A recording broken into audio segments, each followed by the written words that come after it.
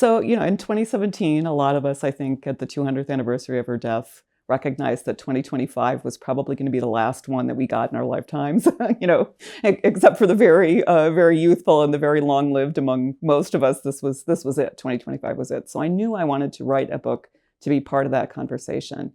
And I started to think about ways that my relationship to Jane Austen had changed, in part thanks to the weird roller derby persona, Stone Cold Jane Austen, and that people used to respond to that with more shock and a laugh.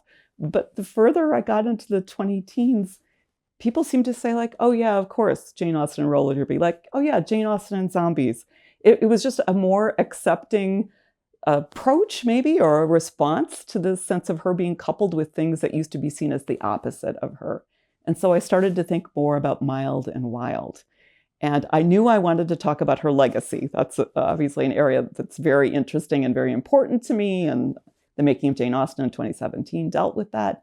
But I think what would make this book have the widest impact is to talk about her writings, her life, and her legacy. And so the book, Wild for Austen, is a third of each of those. And I think some people love one section more than the other, I'm learning. The erotica, some people really don't want the erotica to be in the book.